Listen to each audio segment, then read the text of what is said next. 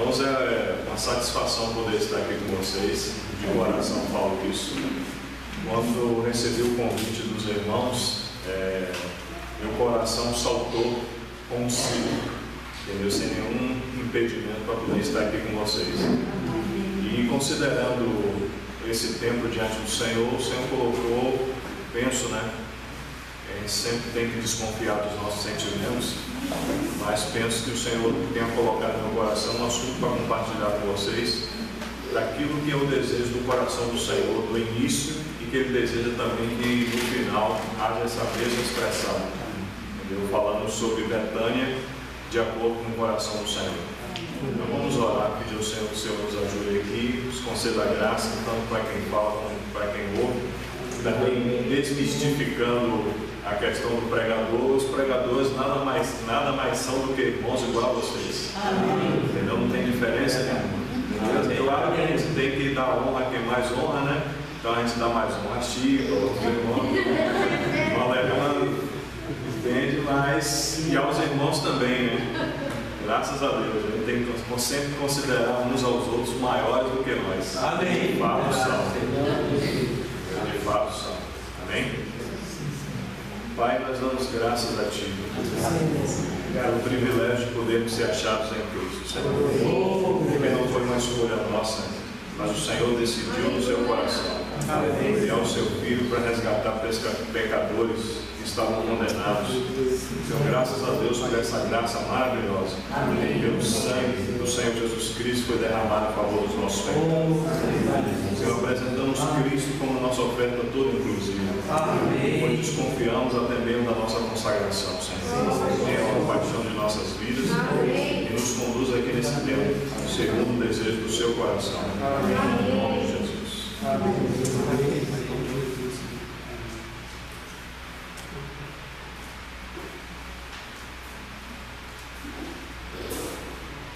Oh, Senhor Jesus.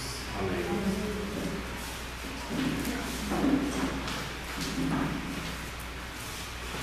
Nós vamos abrir nossas Bíblias em Lucas.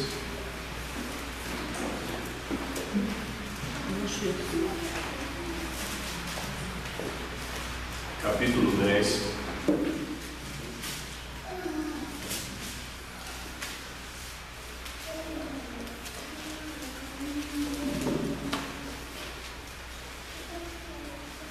Versículo 25.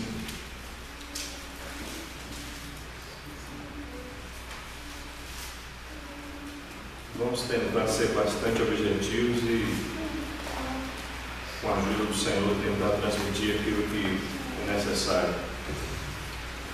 E eis que certo homem, intérprete da lei, se levantou com o intuito de pôr Jesus em provas e disse-lhe: Mestre, que fareis, pois, para herdar a vida eterna?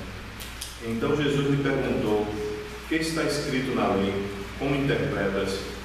A isto ele respondeu: amarás o Senhor teu Deus de todo o teu coração, de toda a tua alma, de todas as tuas forças e de todo o teu entendimento, e amarás o teu próximo como a ti mesmo.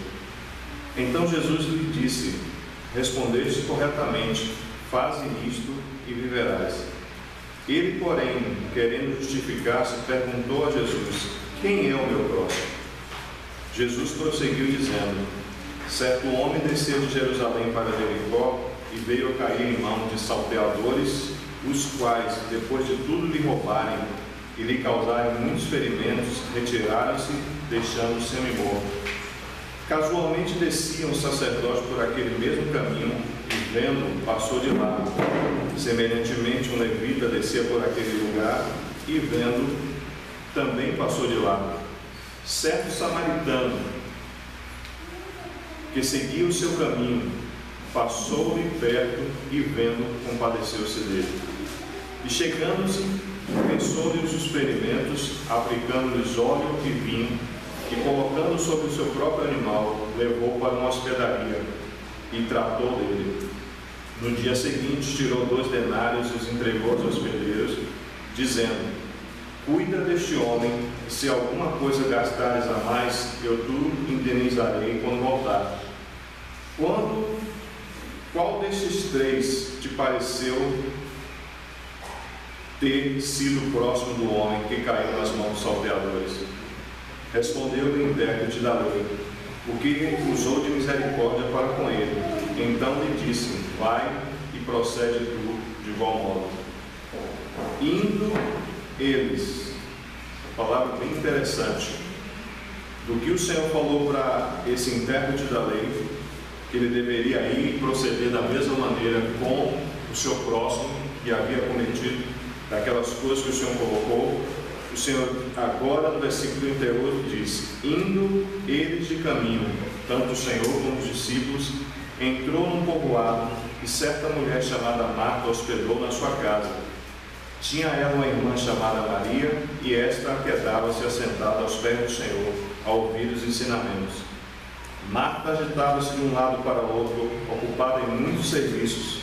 Então se aproximou de Jesus e disse: Senhor, não te importas de que minha irmã tivesse deixado que eu fique a servir sozinha? Ordena-lhe, pois, que venha ajudar-me. Respondeu-lhe o Senhor: Marta, Marta, andas inquietas e te preocupas com muitas coisas. Entretanto, pouco é necessário, ou mesmo uma só coisa.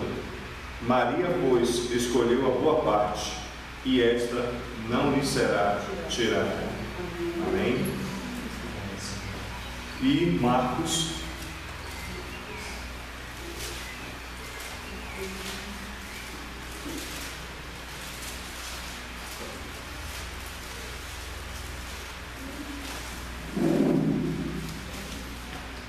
livro de Marcos, capítulo 11.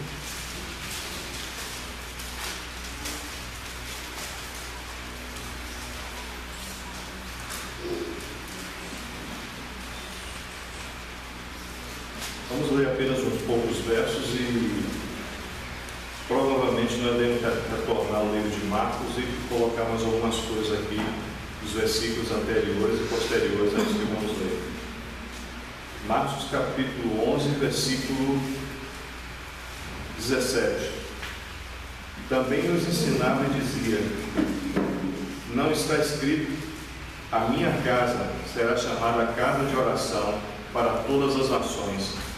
Vós, porém, a tendes tornado um covil de salteadores. E os principais sacerdotes e os escribas ouviram essas coisas e procuravam um modo de lhes tirar a vida, pois o temiam, porque toda a multidão se maravilhava da sua doutrina.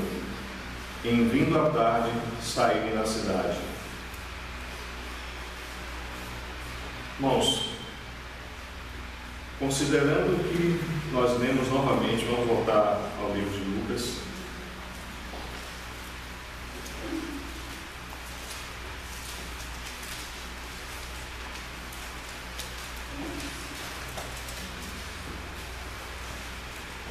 Consideramos que temos lido aqui no livro de Lucas, nós podemos retornar e pensar algumas coisas aqui bem interessantes para nós, da nossa própria ajuda, para compreendermos qual é o desejo do coração do Senhor.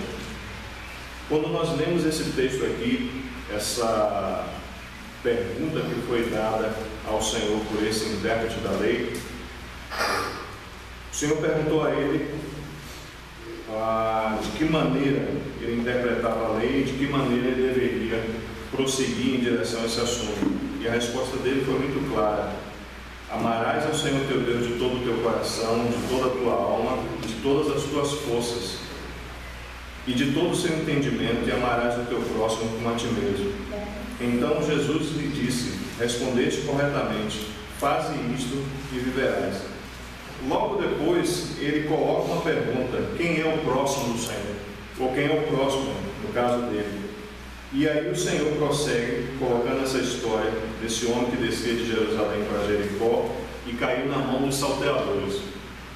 Quando a gente vai juntando os pedaços que nós temos nas Escrituras com relação a esses assuntos de salteadores, e como lemos no livro de Marcos, que o Senhor fala lá claramente que a minha casa será chamada casa de oração, mas vós a transformastes num covil de ladrões e de salteadores. Os salteadores, eles têm uma peculiaridade: eles assaltam no caminho.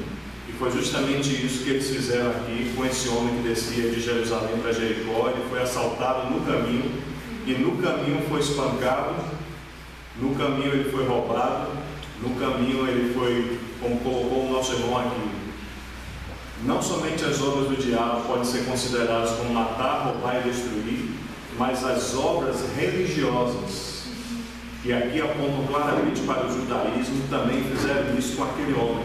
Espancaram aquele homem, trataram ele de forma dura e a tal condição que ele chegou a uma situação de semi-morto.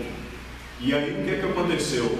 Se esperava que aqueles que estavam descendo naquele mesmo caminho, o primeiro sacerdote, que era aquele que intermediava, que estava entre Deus e os homens, trazendo a lei de Deus, o pensamento de Deus, se esperava que aquele sacerdote ele se compadecesse daquela pessoa e pudesse ir em direção para poder dizer assim: poxa, se eu sou um sacerdote, se eu estou aqui para trazer Deus para os homens que estão aqui, então eu tenho que fazer alguma coisa para essa pessoa que está gravemente ferida.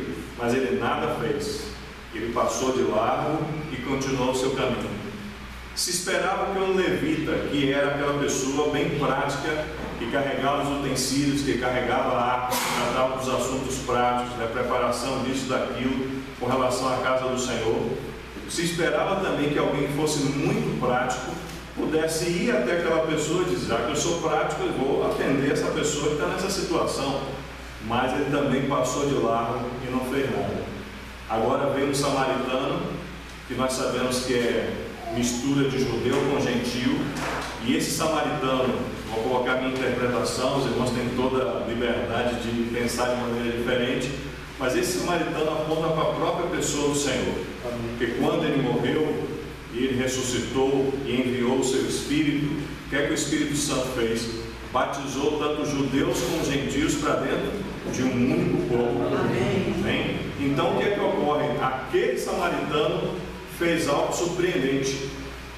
Ele pegou aquele homem, tratou das suas feridas com óleo e com vinho, óleo, penso apontando para o Espírito Santo, e vinho para a própria vida de Deus, que traz uma alegria inefável, uma alegria indizível, uma alegria maravilhosa. E todos nós tivemos a experiência que um dia, quando cremos no Senhor, essa alegria veio para dentro de nós. Amém. E como diz lá João capítulo 7, versículo 37 em diante, o Senhor fala claramente que no último dia da festa, o Senhor se levantou e exclamou: quem tem sede, venha a mim e beba, porque do seu interior fluirão rios de águas vivas. Esses rios de águas vivas vieram para dentro daquela pessoa que tinha figura, estamos falando de forma figurada, porque o Senhor ainda não havia sido glorificado, para que o Espírito viesse e habitasse dentro daquela pessoa, mas a figura que o Senhor está transmitindo ali é que justamente aquela pessoa foi tratada tanto pelo Espírito como também pela vida do próprio Senhor. E depois de ser tratada, essa pessoa foi levada para onde?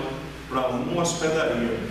Essa hospedaria interpreta no nome de outros irmãos como a igreja do Senhor. Amém. Por quê?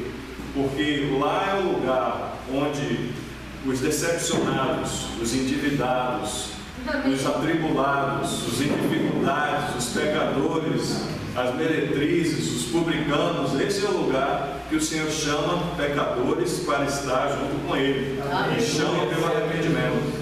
Entendeu? Então a gente não sabe qual era a condição daquele homem que foi assaltado por aqueles salteadores no caminho, mas o fato é que o Senhor se compadeceu dele e colocou ele na hospedaria. E o Senhor falou claramente para aquelas pessoas que estavam na hospedaria: ó, vou dar 2 denários para vocês, e esses 2 denários também é interpretação. Vou falar mais de interpretação do que propriamente da doutrina, vou deixar isso com o nosso irmão Chico. Entendeu? Mas na interpretação do assunto, o que é que ocorre? Pedro diz que para o Senhor um dia é como 1000 anos e 1000 anos como um dia. Então, tem quanto tempo que o Senhor tocou essa terra? O verbo se tornou carne, quase 2000 anos. Então o Senhor falou para a igreja: ó, vou dar 2 denários para vocês, é o suficiente, é o salário de um milênio mais outro milênio. Se gastar mais alguma coisa, não tem problema. Quando eu vier, eu vou deixar para você. Amém? Não tem problema nenhum. Então, uma coisa que também consideramos é o seguinte: que o que estamos fazendo aos irmãos, tudo, sem exceção, tem recompensa da parte do Senhor. Amém, meu Senhor amado. Mesmo que a gente diga assim, estou me gastando mais ainda, estou me desgastando mais ainda pelos irmãos, ou pelo Evangelho, ou por qualquer assunto que o Senhor coloque em nossas mãos, mas o Senhor vai nos recompensar além do que Ele já tem nos recompensado. Porque eu penso, irmãos, sinceramente diante do Senhor, se não tivesse galardão, ainda assim deveríamos seguir ao Senhor. Amém. O que Ele fez por nós é tremendo. Ninguém poderia fazer a não ser a própria pessoa do Senhor. Amém. Mas Ele nos colocou nessa hospedaria, e nessa hospedaria está se findando esses 2 dias que o Senhor falou, e no findar desses 2 dias o Senhor vai retornar para os seus. Então a primeira parte desse tempo, desses versículos que nós lemos, está tratando de como nós devemos tratar os irmãos e as pessoas que se achegam das mais variadas dificuldades da vida. Devemos tratar essas pessoas dessa maneira, e precisamos da própria vida do Senhor para que isso possa fazer. Mas quando nós continuamos a ler e chegamos ao versículo 38, nós devemos verificar de como nós devemos tratar o Senhor que nos recebeu. O Senhor falou, o intérprete do lei falou de 2 coisas. O que é que cumpre toda a lei? Amarás o Senhor teu Deus de toda a tua força, de todo o teu entendimento, de toda a sua alma, e aí vai. Então essa segunda parte vem justamente a partir do versículo 38. Mas a segunda parte, que fala sobre tratar o nosso próximo como a nós mesmos, está nisso que nós acabamos de falar aqui. Então vamos entrar, irmãos, com bastante cuidado aqui no versículo 38 e pedir ao Senhor que o Senhor nos ajude a poder perceber qual é o desejo do seu coração. Percebemos claramente que quando o Senhor veio para essa terra, apesar do Senhor, do Pai, dizer que Ele veio na plenitude dos tempos, mas essa terra é extremamente hostil ao Criador, extremamente hostil àquele que por sua palavra fez todas as coisas, nos formou. É extremamente hostil àquele que tem direito tanto de criação, e para nós que somos redimidos, direito de redenção. E nós temos percebido que essa mesma hostilidade que há no mundo tem também entrado dentro da Assembleia dos Santos, de maneira que a consequência disso é que nós temos desprezado a palavra de Deus, desprezado o Espírito Santo, desprezado os assuntos que Deus tem colocado de forma tão santa nas nossas mãos, para que nós possamos em todo o tempo estarmos olhando para o Senhor para poder cumprir os seus mandamentos. Então é extremamente importante nós possamos perceber isso. Quando o Senhor veio para esta terra, Ele precisou fugir, foi levado para o Egito. Depois de um tempo, quando ele retorna porque Herodes, que havia mandado matar todas aquelas crianças, porque a intenção dele era defender o seu interesse próprio. Herodes morre, e aí ele não vem para a cidade onde ele nasceu, ele vai para Nazaré, e lá ele fica um tempo. Por quê? Porque o filho de Herodes estava lá reinando. Eles foram advertidos pelo Senhor que talvez aquele filho de Herodes fizesse a mesma coisa, ainda procurasse o Senhor para matá-lo. Ele foi hostilizado de todas as maneiras, ao ponto de chamarem ele de um filho bastardo, não um filho legítimo. Quando ele começa o seu ministério, com 30 anos, o pai dá testemunho dele, abrindo os céus, e diz que esse é meu filho amado, em quem me comprazo. Mas o próprio pai, pelo Espírito Santo, conduz ele justamente para um lugar que identifica claramente o que é esse mundo, um deserto, serpentes e escorpiões, um deserto que no tempo do dia faz um calor terrível e no tempo da noite um frio terrível também. Mas este, irmãos, é o que o Senhor está descrevendo para nós. Este lugar que nós estamos não é um lugar de recreio, não é um lugar para nós estarmos brincando, é um lugar para que, como assim o Senhor começou o seu ministério, jejuando e orando, nós precisamos também estar nesses dias da mesma maneira, considerando a hostilidade desses dias, mas também a brevidade da vinda do Senhor. Mas, quando o Senhor começa o seu ministério, nós vamos perceber que algumas pessoas começam a se levantar claramente dentre eles o sinédrio, os fariseus e os saduceus. Os fariseus e os saduceus podem ser resumidos.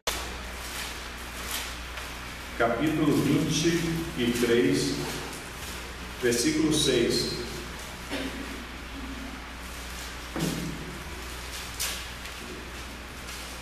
O sinédrio, irmãos, tinha como base Números capítulo 11, de 16 a 25. E quando as coisas começaram a se tornar pesadas para Moisés, o próprio Senhor disse que precisava que ele pudesse reunir 70 homens. E o Senhor tirou do espírito que estava sobre Moisés e colocou sobre aqueles 70 homens, e eles começaram a profetizar. Então o sinédrio também, ele tem esse background, ele tem esse pano de fundo, desses 70 aí, mas depois de um tempo, depois de muito tempo, aquilo que o Senhor havia de forma tão santa formado ali em Números capítulo 11 é distorcido completamente, e a nação é governada, podemos assim dizer, por esse sinédrio composto por 70 homens, dentre eles fariseus e saduceus. E aqui ele está dizendo o seguinte: sabendo Paulo que uma parte do sinédrio se compunha de saduceus e outra de fariseus, exclamou: varões irmãos, eu sou fariseu, filho de fariseus, no tocante à esperança e à ressurreição dos mortos sou julgado. Dita essas coisas, levantou-se grande dissensão entre os fariseus e saduceus, e a multidão se dividiu. Pois os saduceus declaram, olha o que os saduceus declaram, se também o povo de Deus não está declarando essas mesmas coisas nos dias que estamos vivendo. Os saduceus declaram não haver ressurreição, nem anjo, nem espírito. E todas essas coisas nós temos no Velho Testamento. E ele segue: ao passo que os fariseus admitem todas essas coisas. Houve, pois, grande peleja e uma vozeria, e levantou-se alguns escribas da parte dos fariseus e contendiam, dizendo: não achamos neste homem mal nenhum. E será que algum espírito ou anjo tenha lhe falado alguma coisa? Então perceba, o governo da igreja, ele mesmo está dividido em opiniões bem diferentes uns dos outros. Os fariseus, o Senhor havia advertido os discípulos: olha, vocês precisam ter cuidado com o fermento dos fariseus. Qual é o fermento dos fariseus? Um deles é acrescentar a palavra de Deus, colocando a interpretação humana no mesmo nível, com o mesmo peso daquilo que o Senhor, que tem a palavra de Deus, assim também eles consideravam. Então eles tinham a Torá, que é a lei, eles tinham se eu não estou enganado, Talmud, e eles tinham também o Talmud, dessa ajuda dos irmãos, se eu não estou enganado, era o livro das interpretações da lei, dos profetas e dos salmos. Então o que ocorre? Esse Talmud foi colocado justamente no mesmo nível da palavra de Deus. E hoje, nos dias que nós estamos vivendo, nós temos justamente isso. Nós temos algumas pessoas, algum movimento que já surgiu há algum tempo atrás, principalmente na Inglaterra, chamado de cessacionalistas, da palavra cessar, que eles dizem o seguinte: não tem mais apóstolos, não tem mais profetas, não tem mais poder do Espírito Santo, a palavra de Deus não é propriamente a palavra de Deus, contém a palavra de Deus. E eles fazem ainda o pior: eles colocam as suas opiniões com o mesmo peso da palavra do Senhor. Então, irmãos, os dias que nós estamos vivendo não são diferentes dos dias que os judeus viviam, dos dias que o Senhor pisou nessa terra como verbo encarnado, e os dias que nós estamos vivendo também não são dias diferentes, são dias bem parecidos. Se olharmos, não quero ofender ninguém, mas se olharmos de forma muito apurada os dias que nós estamos vivendo, nós temos fariseus e saduceus dos dias que nós estamos contemplando, os dias que nós estamos vivendo sobre a face da terra, entendeu? E eles estão distorcendo a palavra de Deus, distorcendo para a sua própria ruína e trazendo um grande prejuízo para aquilo que o Senhor estabeleceu desde o início. Então, qual é o desejo, qual é a reação de Deus a essa situação? Quando nós voltamos novamente ao livro de Marcos,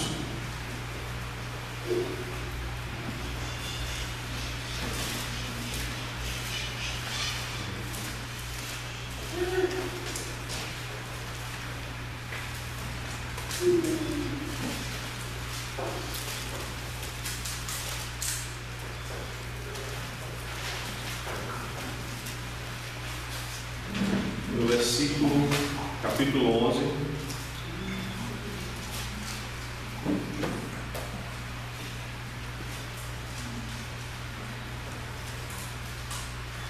no versículo 10 diz: o Senhor estava entrando em Jerusalém, estava sendo aclamado, e o povo estava clamando em alta voz: Hosana, bendito que vem em nome do Senhor. O versículo 10 diz: bendito o reino que vem, o reino do nosso pai Davi, Hosana nas maiores alturas. E quando entrou em Jerusalém, no templo, tendo observado tudo, como já se fosse tarde, saiu para Betânia com os 12. No dia seguinte, quando saíram de Betânia, teve fome, e vendo de longe uma figueira com folhas, foi ver se nela, porventura, acharia alguma coisa para comer. Aproximando-se dela, nada achou senão folhas, porque não era tempo de figos. Então lhe disse Jesus: nunca mais como alguém fruto de ti. E seus discípulos ouviram isto e foram para Jerusalém. Entrando ele no templo, passou a expulsar os que ali vendiam e compravam, derrubou as mesas dos cambistas e as cadeiras dos que vendiam pombas. Não permitia que alguém conduzisse qualquer utensílio pelo templo. E vamos pular, porque já lemos esse versículo do 17 ao 19. E no versículo 20 diz: e passando eles pela manhã, eles saíram de Betânia, estavam indo novamente para Jerusalém. E passando eles pela manhã, viram que a figueira secara desde a raiz. Então Pedro, lembrando-se, falou: mestre, eis que a figueira que amaldiçoasse secou. Ao que lhe respondeu o Senhor: tende fé em Deus, porque em verdade vos afirmo que se alguém disser a este monte: ergue-te e lança-te no mar, e não duvidar no seu coração, mas crer que se fará o que diz, assim será com ele. Por isso vos digo que tudo quanto em oração pedirdes, crede que recebereis, e assim será convosco. Até aí, irmãos. Nós percebemos que no versículo 11, principalmente, depois que o Senhor entra por Jerusalém, provavelmente o Senhor deve ter entrado pela porta do Oriente, que era uma porta que ficava de frente do templo, e essa porta do Oriente dava para o Monte das Oliveiras, e do Monte das Oliveiras você ia tranquilamente para Betânia. Betânia ficava a 3 quilômetros, mais ou menos, 15 estádios de Jerusalém. Mas quando o Senhor entrou no templo naquele dia, o Senhor entrou com uma outra perspectiva que o Espírito Santo fez questão de traduzir para nós nessas palavras. De que maneira o Senhor entrou? O Senhor entrou, e eu penso que ele entrou com aqueles olhos com chama de fogo, com os pés de bronze polido, como o sumo sacerdote que ele é, e ele examinou todas as coisas dentro do templo, e ele examinou todas as coisas em Jerusalém, e ele examinou todas as coisas na nação de Israel. E a palavra que o Espírito Santo coloca diante de nós é: tendo observado tudo, como se fosse já tarde, saiu para Betânia. Por quê? Porque em Jerusalém, e propriamente dentro do templo, ele não achou mais nada que pudesse satisfazer o seu coração. Porque aquela nação que se tornou extremamente religiosa, aquela nação que se tornou extremamente inflexível, tanto para com Deus como para com os seus próprios patrícios, aquela nação, ela confeccionou o que nosso irmão estava falando ontem, o judaísmo frio, calculista, exacerbado, que não trazia Deus para a vida dos homens, mas pelo contrário, eles eram cegos guiando cegos, eles não entravam e impediam que também os outros entrassem. E esse judaísmo, irmãos, trouxe um grande prejuízo para o interesse do Senhor. Mas graças a Deus, Deus não perde nada. Amém. E o Senhor não perde nada, absolutamente nada. Porque pensamos o seguinte: se ele não achou em Jerusalém, se ele não achou em Israel, se ele não achou no próprio templo alguma coisa que pudesse satisfazer o seu coração, aonde então ele tinha que achar alguma coisa que pudesse satisfazer o coração dele? O Espírito Santo faz questão de mostrar para nós que o Senhor, saindo do templo, foi para Betânia. O judaísmo, ele é comparado justamente à nação de Israel,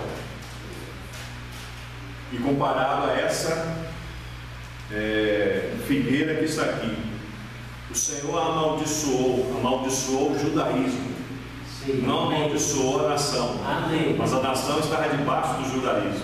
Mas amaldiçoou o judaísmo e disse: nunca mais nasça nada em ti. E secou desde a raiz. E graças a Deus, irmão, secou. Amém. Mas se secou, Deus agora tem que propor alguma coisa para nós, alguma coisa que está no seu coração. E aí nós temos que lembrar de algumas palavras que foram ditas, foram colocadas por João e por outros dos seus servos, que ele veio, João capítulo 1, versículo 11, ele veio para o que era seu, mas os seus não receberam. Mas a todos quanto receberam, Deus o poder de serem feitos filhos de Deus, a saber os que creem no seu nome. Então tem alguém aqui que creu no seu nome? Mas voltando lá para o contexto, nós vamos perceber que os seus não receberam. E nós precisamos também lembrar que o Senhor falou no livro de Lucas capítulo 9. Ele diz o seguinte: as raposas têm covis, as aves do céu têm ninho, mas o Filho do Homem não tem onde reclinar a cabeça. E com relação àquela parábola que o Senhor fala em Mateus capítulo 21, acerca do herdeiro, então o que é que fizeram? O Senhor fez toda aquela coisa maravilhosa, colocou aqueles lavradores para cuidar daquela agricultura ali, mas vindo o tempo que o Senhor precisava voltar para poder colher os frutos, eles impediram de que os frutos pudessem ser colhidos pelo Senhor. Por isso são salteadores, ladrões no meio do caminho, porque o Senhor os colocou no caminho certo, mas eles roubou a teu próprio entendimento correto do que o Senhor desejava fazer, e não permitiu que aqueles que precisavam entrar no caminho, eles não permitiram, e trouxeram um grande prejuízo para o interesse do Senhor. Mas o que é que fizeram? O que é que o Senhor fez? O Senhor mandou os trabalhadores, rejeitaram, uns expulsaram, outros espancaram, outros mataram. Então é a mesma coisa que o Senhor falou quase no final do seu tempo nessa terra, até chegar à crucificação. Ele diz: Jerusalém, Jerusalém, que mata os profetas, que apedreja aqueles que te foram enviados. Quantas vezes eu quis vos ajuntar, como a galinha ajunta os pintinhos debaixo das vossas asas, mas vós não quiseste. Meu irmão, eu confesso que dá uma dor no coração, porque quando a gente lê esses versículos, Paulo é muito claro em Romanos capítulo 15, dizendo que o dantes foi escrito, para o nosso ensino foi escrito. Eles rejeitaram a visitação do Senhor. E nós estamos mais uma vez, irmãos, para sermos visitados por uma visitação tremenda do Senhor, que é a sua segunda vinda. Aleluia! E Ele deseja encontrar em nós, irmãos, aquilo que Ele não encontrou naquele povo. Ele deseja encontrar em nós os frutos que possam satisfazer o seu coração. Então Ele olhou para a figueira religiosamente do judaísmo. Aquela figueira tinha aquela aparência toda, mas não tinha frutos. O que é que adianta, irmão? Se eu chego se eu estou no deserto, se eu estou cansado, se eu estou com sede, se eu estou com fome, o que é que adianta eu chegar debaixo de uma árvore para poder chegar lá e buscar o fruto, e eu que plantei aquela árvore, e não ter nada para me servir? Então a pergunta, irmãos, que eu faço dentro desse assunto para mim mesmo é: estamos produzindo os frutos que o Senhor deseja que sejam produzidos para a sua vinda? Porque penso que da mesma maneira que o Senhor desejou ter um povo. E como ele fala aqui naqueles textos que nós lemos lá em Marcos, a minha casa será chamada casa de oração e bênção para todas as nações. A igreja também tem que ser dessa maneira. Tem que ser a casa que está em oração, continuamente se relacionando com a pessoa do Senhor. De maneira tal que, quando as pessoas olharem para nós, ouvirem algum incrédulo para a nossa reunião, eles possam dizer: Deus de fato está no nosso meio. Mas a gente percebe que essas coisas não são fáceis de acontecer. Que precisamos nos avaliar pelo Espírito diante da palavra do Senhor e considerar todas essas coisas. Então agora a gente pode entrar em Betânia. Amém? Irmãos, em Betânia nós temos 4 personagens. Eu vou tentar falar algumas coisas sobre eles. Você tem Marta, você tem Maria, todos eles são de Betânia. Você tem Lázaro e você tem Simão, o leproso. Cada um deles tem características que precisam tocar a nossa vida e a nossa condição espiritual e o nosso serviço dentro da casa. Preciso também colocar para os irmãos o seguinte: ao falar essas coisas, de maneira nenhuma eu posso anular, ou nós podemos anular, a doutrina que há nas Escrituras. A doutrina precisa ser mantida, porque o Senhor fala também claramente para aquele povo: errais, não conhecendo nem as Escrituras e nem o poder de Deus. Então a Escritura tem que ser mantida. A organização, a ordem que o Senhor estabeleceu para a igreja também precisa ser mantida. Se o Senhor diz que para a obra precisa ter apóstolos, que são irmãos enviados da localidade, são irmãos extra-locais, e precisam ter obreiros para a obra do Senhor, a gente tem que dizer: Senhor, nós reconhecemos. Se o Senhor diz que tem apóstolos, tem apóstolos. Amém. Efésios é muito claro lá, que o Senhor concedeu uns para apóstolos, profetas, evangelistas, pastores e mestres. Eu não sou sensacionalista e o Senhor me guarde de ser. Para mim esses irmãos existem. Para mim esses irmãos estão cumprindo sua função no corpo de Cristo.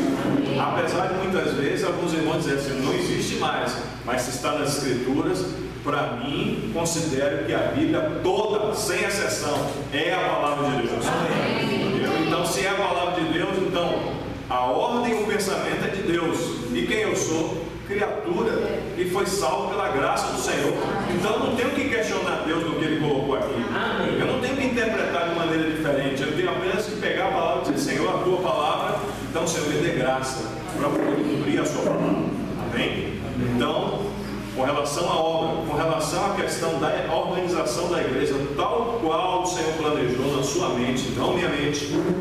Você tem presbíteros, cremos que a igreja tem presbítero. Amém. Pense só o seguinte: nosso próprio corpo, vocês já viram um tronco, com braços, com pernas, saindo por aí, sem cabeça?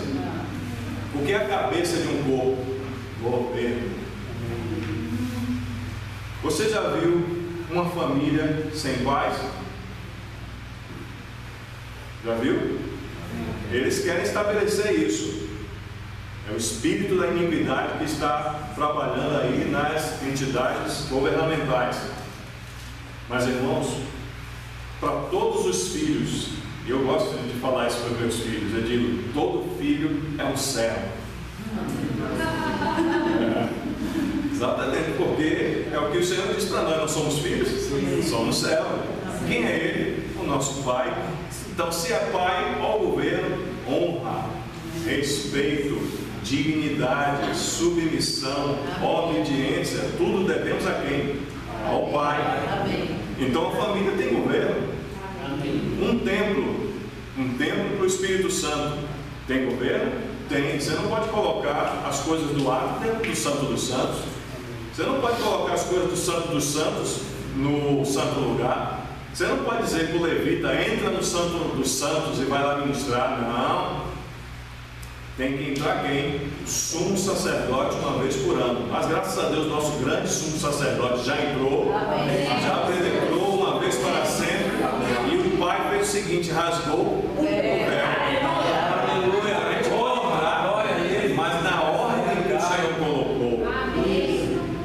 Deus começa na ordem certa. Primeiro o Senhor vem para o nosso espírito, depois Ele vai atingir a nossa alma. Deus de ordem. Se estamos reunidos, o Senhor diz: tudo seja feito com ordem e santidade ou decência. Então tudo tem que ser estabelecido com ordem. Então Betânia não pode ser interpretada, irmão, de maneira nenhuma como: isso aqui é a expressão da igreja, então joga para fora o governo, joga para fora a obra, joga para fora as outras coisas. Não. E os dons? Não existe mais dons. Não existe. Eu estava com um problema no olho, hoje eu nem lembro mais, porque graças a Deus o Senhor fez a obra. Mas eu estava com um problema no olho, foi o olho direito. E eu estava considerando meu coração e disse assim: eu preciso ir para o oftalmologista. Mas pensa o seguinte: debaixo de toda essa bagunça que nós estamos vendo do cristianismo, o Senhor ainda tem aqueles que de fato são sérios. E eu estava deitado na minha cama e considerando, ouvindo, não vou falar o nome do santo, mas para mim é um homem santo, apesar de ter algumas dificuldades com relação à palavra, mas é um homem santo. Um irmão que ama, você percebe que ele ama o Senhor, apesar de ter uma interpretação clara. Então o que ocorreu? Esse irmão diz assim: irmão, você que tiver com problema no olho aí, ou no ouvido, ou na garganta, em nome do Senhor, coloque a mão aí no olho, e o Senhor vai lhe curar agora. Eu coloquei a mão, o Senhor encheu meu coração, coloquei a mão, quando tirei a mão, não está sentindo nada. Irmãos, imagine a igreja sem o Espírito Santo. Imagine a igreja sem conceder dons, os mais variados dons possíveis aos seus filhos. Entendeu? Nós precisamos de todas essas coisas. Precisamos de poder do Espírito Santo, como disse nosso irmão, para não murmurar. Amém. Encher a boca de água para você vai explodir, não. Precisamos do poder do Espírito Santo para não murmurar. Precisamos do poder do Espírito Santo para amar os irmãos. Precisamos do poder do Espírito Santo para pregar o Evangelho. Entendeu, irmãos? Não podemos fazer isso sem o Espírito Santo, senão vai ser alguma coisa totalmente morta, que não vai trazer nenhum benefício para o interesse do Senhor. Amém? Eu acho que agora a gente entra em Betânia. Então voltamos, irmãos, para Lucas.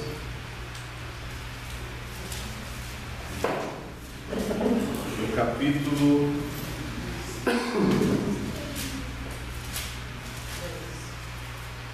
10, versículo 38.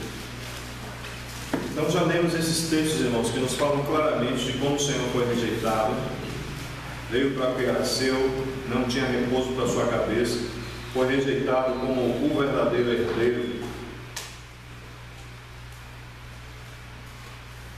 E penso que como homem, porque ele é Deus encarnado, 100% Deus, 100% homem, como homem ele tinha suas emoções no seu devido lugar, não era como eu. Graças a Deus vocês têm caminhado mais do que eu, então as emoções de vocês, pensando em vocês, estão no lugar certinho. Mas quando o Senhor se viu rejeitado por todas aquele povo, pelo judaísmo feroz, pelos saduceus, pelos fariseus, pelos herodianos, por outros que estavam ali, pelo gnosticismo, que já havia algumas coisas ali também, então nós percebemos que o coração do Senhor precisava de repouso. O coração do Senhor precisava de um lugar onde ele pudesse reclinar sua cabeça. Ele precisava de alguém que pudesse acolher a sua palavra. Ele precisava de alguém que pudesse ouvi-lo. Então, quando nós olhamos para o Apocalipse capítulo 2 e 3, nós temos uma palavra que é comum a todas as assembleias que estão ali citadas. Quem tem ouvidos, ouça o que o Espírito diz às igrejas. O Senhor já tinha ido e enviou o seu Espírito Santo, mas o Espírito Santo comunica justamente aquilo que o Senhor ensinou. E o Espírito Santo foi dado para nos lembrar de todas as coisas que o Senhor havia ordenado. Então havia no coração do Senhor um desejo de alguém que pudesse ouvi-lo, alguém que pudesse hospedá-lo, alguém que pudesse alimentá-lo, alguém que pudesse respeitá-lo, alguém que pudesse estar ali de fato contemplando o Senhor de todas as coisas, aquele que fez todas as coisas com interesse, manifestar a sua glória, e fez o homem, irmãos, para isso. Então o que é que ocorre? O Senhor, quando saiu de Jerusalém, claramente ele sabia para onde ia. Ele precisava ir para Betânia. E lá em Betânia ele vai encontrar isso que nós vamos falar aqui agora. Em Betânia, a primeira pessoa que nós encontramos é a nossa irmã Marta. E uma característica nela é que Marta é receptiva e Marta hospedou o Senhor sem nenhuma confusão no seu coração. Nós muitas vezes criticamos Marta, por Marta ter aquela atitude dura para com a sua irmã Maria, agitada para lá e para cá em tantos serviços, muitas vezes colocando as coisas corriqueiras do dia a dia mais em primazia do que propriamente as coisas espirituais. Eu sei que as irmãs não fazem isso. Algumas dizem assim: vamos para a reunião, vamos, mas preciso lavar os pratos, precisa colocar a roupa para bater, preciso fazer isso, precisa fazer aquilo. Eu sei que vocês não fazem isso. Eu sei que também minha esposa não faz isso. Entendeu? Então, Marta era aquela pessoa que, no aspecto positivo da pessoa de Marta, era alguém que estava pronta para servir e para hospedar. E ela recebeu o Senhor com grande alegria no seu coração. Essa deve ser uma característica espiritual dos filhos de Deus, daqueles que querem satisfazer o coração do Senhor. Devemos estar prontos para receber o Senhor toda vez que o Senhor disser: filho, agora é hora de você ter comunhão comigo, agora não é hora de você pegar a palavra, não é hora de você ficar com sua esposa, nem com os irmãos, agora é hora de você ficar quietinho aqui para poder me servir. Amém? Então nós vamos encontrar isso aí mesmo no livro de Lucas, capítulo 17, no versículo 7.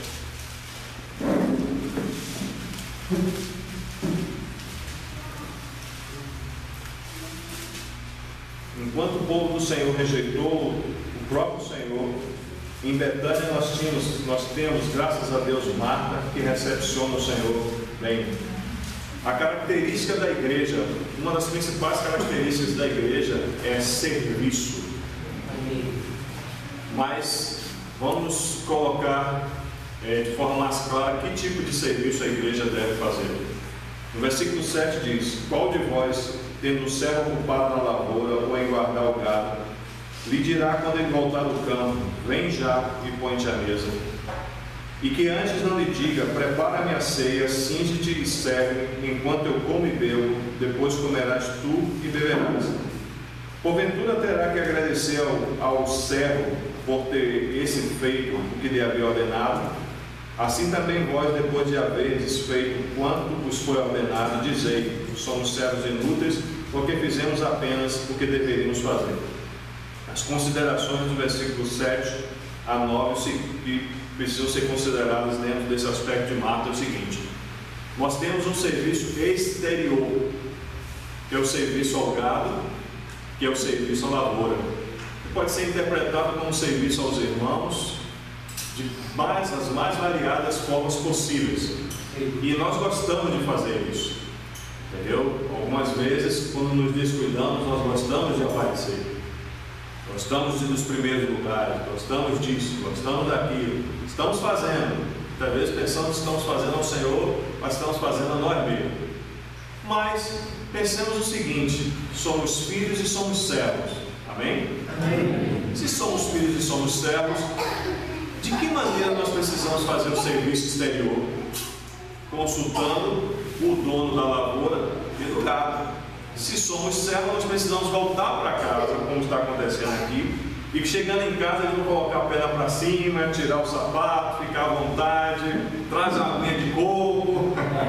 Não, nada disso. Aí o Senhor diz assim: agora vem e faz o que? Serve. Então você tem dois serviços aqui. Um serviço é exterior e o outro serviço é interior. Então, o que é mais importante? O mais importante é o serviço interior. E aquilo que o Senhor ensinou aos discípulos, assim: quando entrares no teu quarto, em secreto, o Pai que te vê em secreto vai te recompensar. Então, o que ocorre? Quando nós entramos no nosso quarto, nós precisamos estar atentos, não apenas para falar, mas também precisamos estar atentos para ouvir o que o Senhor deseja fazer. E se tem alguma carga ou serviço específico em nossas vidas, ao corpo de Cristo, aos irmãos, Nós precisamos ouvir o Senhor como fazer esse serviço da maneira que o Senhor quer, segundo a mente do Senhor, não segundo a nossa mente e entendimento. Precisamos fazer da maneira que o Senhor deseja. Então nós precisamos consultar o Senhor. E quando nós terminamos, por exemplo, eu estou aqui falando com os irmãos, isso é trabalho da misericórdia de Deus, porque eu me comparo, sabe o que? É um boiadeiro, como plantador de sicômoro. Não sou de maneira nenhuma nenhum pregador excelente. Prefiro ouvir Chico, Alejandro, Dino e tantos outros demais. Então talvez falando, o ouvido dos irmãos começa a ficar arranhando, não sei o quê. Mas consideremos o seguinte: depois que eu termino isso aqui, o que é que eu tenho que fazer? Tenho que chegar e dizer: Senhor, eu fiz isso, isso e isso. Aí o Senhor vai dizer assim: muito bem, ou muito mal.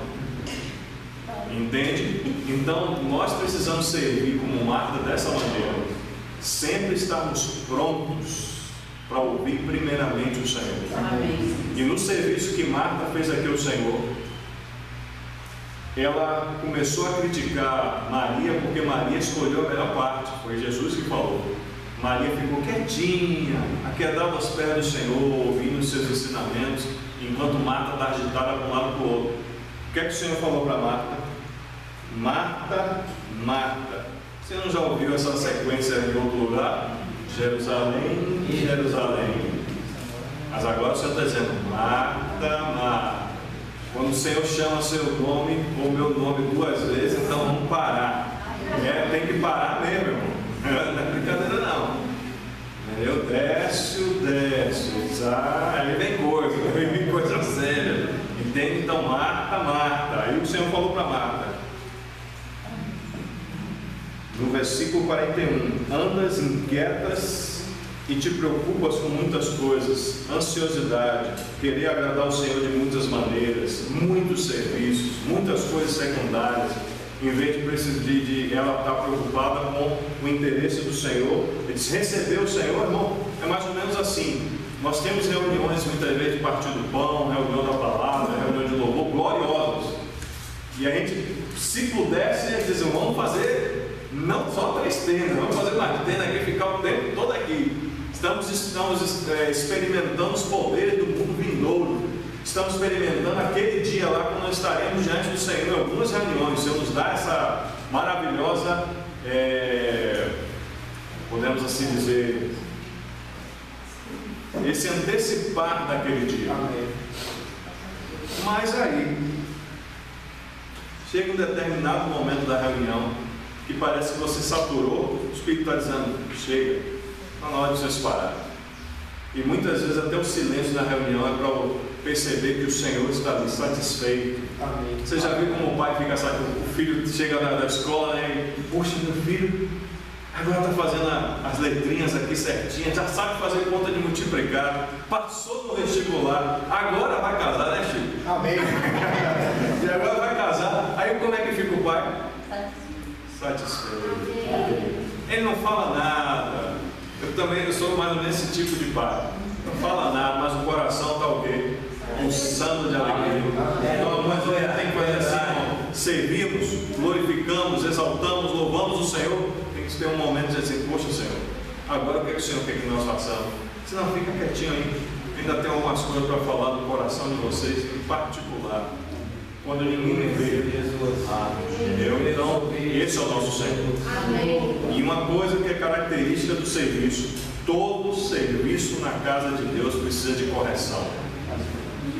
Não há nenhum serviço na casa do Senhor que não precisa de correção, seja na obra, seja no presbitério, seja nos diáconos, seja entre os irmãos. Todos nós precisamos de correção.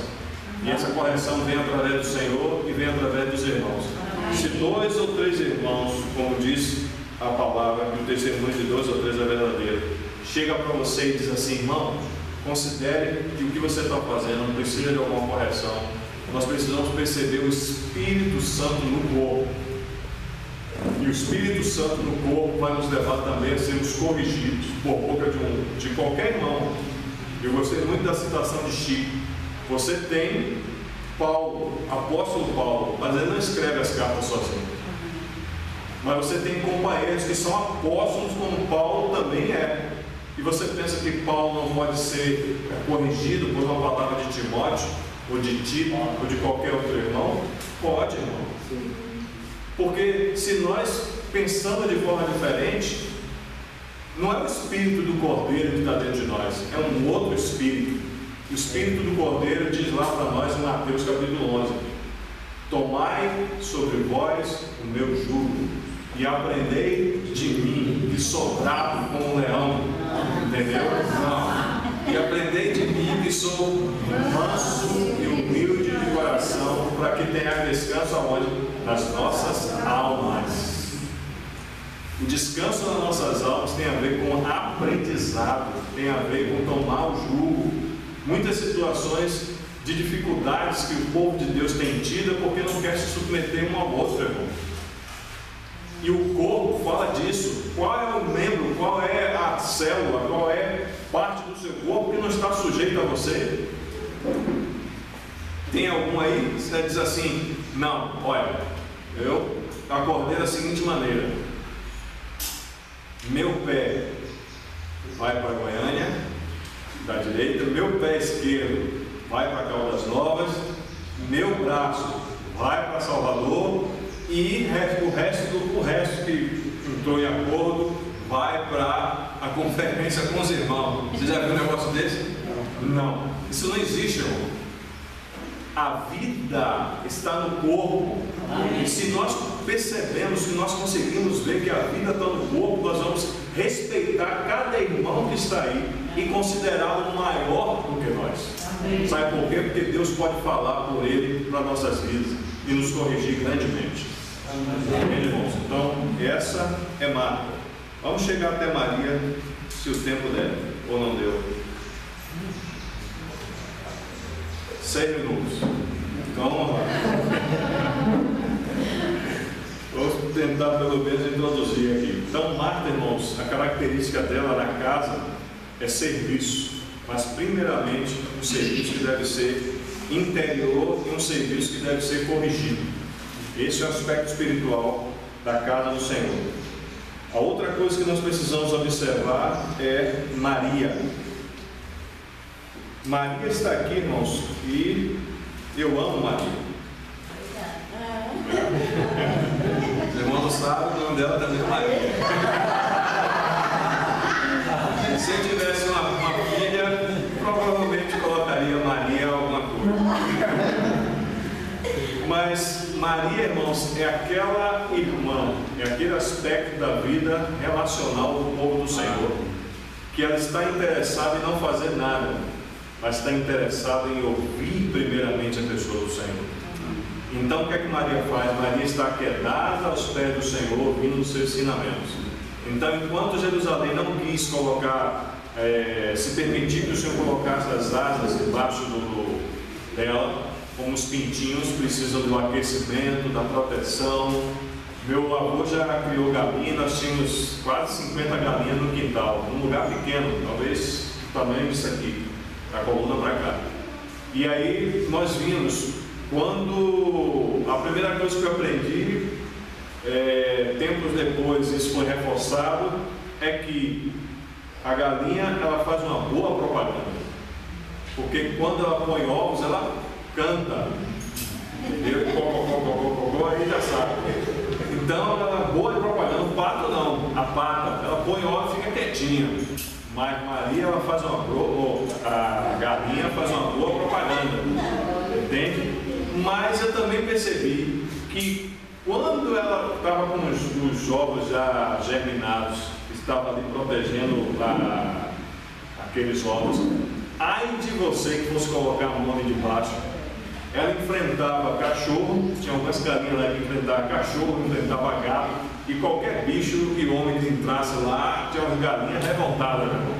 Entendeu? Então, para defender os seus filhos, nós temos uma galinha, com todo respeito, Senhor, a galinha da tribo de Judá, a galinha tem um leão, meu irmão, entendeu? Para defender os seus filhos, entende? Então Maria disse assim: pô, ele veio. É ele aquele prometido das nações.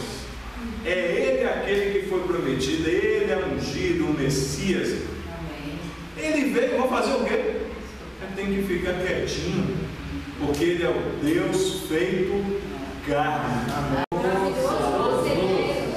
Aí para eu abrir a boca e falar, não, peraí, Senhor, você está errado aqui, cala a boca aí, Senhor. Irmão, quanto conhecimento tinha na pessoa do Senhor? Então, quão limitados nós somos, usamos 10% da nossa capacidade cerebral, e alguns excepcionais usam um pouquinho mais e fazem coisas espetaculares nessa terra. O Senhor não tem 100% de capacidade, não, o Senhor é Deus. Amém. Ele foi que criou o cérebro humano, e eu penso que Ele limitou o homem na sua capacidade por causa do pecado.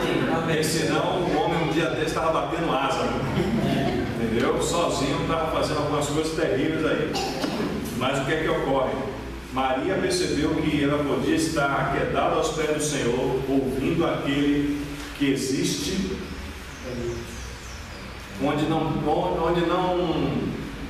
quando a nossa existência não existia, perdoe a redundância, Ele já existia. Quando não havia nada, Ele já existia. Se você perguntar para mim, irmão, me explica aí como é que é isso, eu disse, está difícil, entendeu? Está difícil. Então vamos conhecer alguma coisa desses assuntos na eternidade. E vamos precisar de toda a eternidade, gastando tempo para poder verificar esse assunto. Então, Maria disse assim, eu tenho que ficar calada e quietinha, ouvindo os ensinamentos do Senhor. Foi isso que ela fez. E isso satisfez o coração do Senhor, porque o Senhor desejou comunicar a Ele mesmo para o seu povo, mas o povo não quis. E uma coisa bem interessante de Maria é o seguinte: Marta reclama de Maria, dizendo essas palavras aqui. Marta, versículo 40. Agitava-se de um lado para o outro, ocupada com muitos serviços. Então se aproximou de Jesus e disse: Senhor, não te importas de que minha irmã tivesse deixado que eu fique a servir sozinha? Ordena-lhe, pois, que venhas ajudar-me. É parecida com Pedro, irmão. Esses irmãos que são desse jeito aí são parecidos com Pedro. Então ela estava querendo ordenar, ela ficou chateada. O irmão Teófilo Sparks, ele diz que quando a gente pega esse texto no grego e vai analisar palavra por palavra, Marta está mais ou menos assim. Você já viu o garrafa de champanhe que você agita, né? E você deixa só a rolhazinha já pronta para poder sair. Marta está agitada, ansiosa, irada, e diz assim: mas o Senhor está vendo que eu estou aqui sozinha e o Senhor não manda Marta fazer nada, ou Maria fazer nada? Marta, você não sabe com quem você está brincando.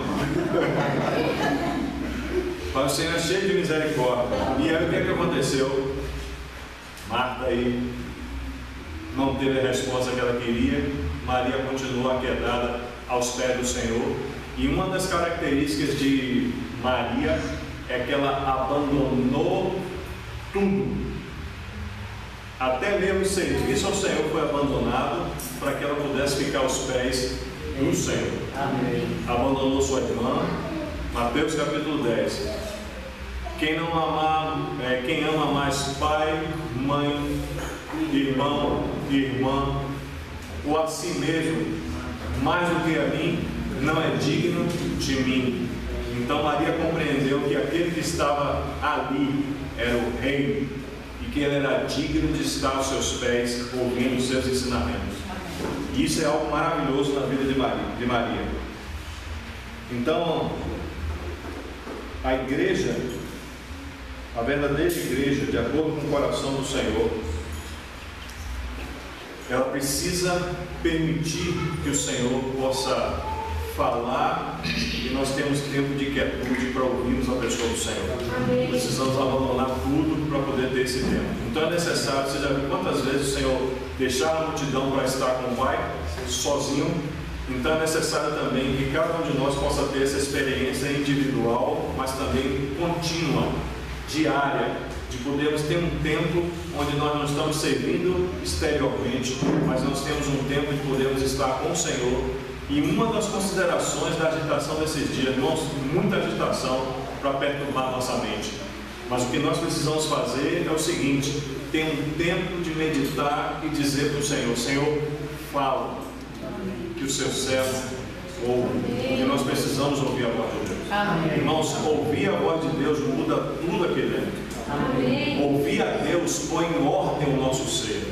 Ouvir a Deus restaura a nossa alma. Ouvir a Deus traz descanso para a nossa alma. Ouvir a Deus traz cura para o nosso corpo. Ouvir a Deus, irmãos, traz o próprio Deus para o nosso dia a dia. O Senhor diz: esse estarei convosco todos os dias, até a consumação do século. Mas é interessante, Ele está do nosso lado? Não. Ele está do lado de dentro. Então nós precisamos de ter tempo para ouvir. Irmão, quanto conhecimento tem na pessoa do Senhor? E quando olhamos para o Senhor vai dizer para nós: fala a minha palavra. E a palavra diz assim: vá para o Espírito, vá ter comunhão com o Senhor, vá adorar o Pai. Aí quando você olha para o Pai diz assim: volta para o Filho. Aí o Filho diz assim: volta para o Espírito. E o Espírito diz: volta para a minha palavra. E sabe o que é que está acontecendo? Um lavar. O Deus triuno está se mesclando cada vez mais no nosso interior. Vai tomar a nossa alma. E irmãos, eu espero aquele dia a redenção do nosso corpo. Mas naquele dia eu espero assim, que naquele dia nós possamos nos gastar tanto com o Senhor e ouvir tanto o Senhor, que o Senhor diz assim: você está cheio de mim, só tem uma coisa para dizer: o reino para você é amplo, entra e toma posse de tudo. Amém? Então, irmãos, essa é nossa irmã Maria. Tem um outro aspecto do quebrantamento, mas por conta do tempo eu paro por aqui. Amém. 64 minutos antes de estar dentro do tempo.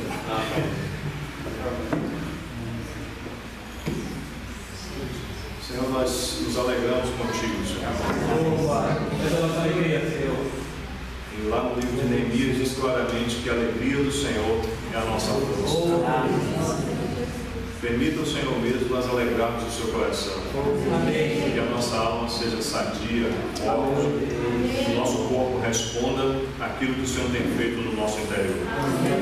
Guarda nossas vidas na tua presença. O tempo não terminou, nós pedimos que o Senhor nos guarde e nos livre do mal. Que o Senhor ajude a ter os nossos olhos abertos com revelação do Senhor. Que sejamos conduzidos pelo Espírito Santo para aquilo que o Senhor deseja. O Senhor seja glorificado. Muito obrigado por essa porção. Muito obrigado pelo Senhor ter falado ao meu coração. O Senhor seja engrandecido. O Senhor seja glorificado. Em nome do Senhor Jesus. Amém. Amém.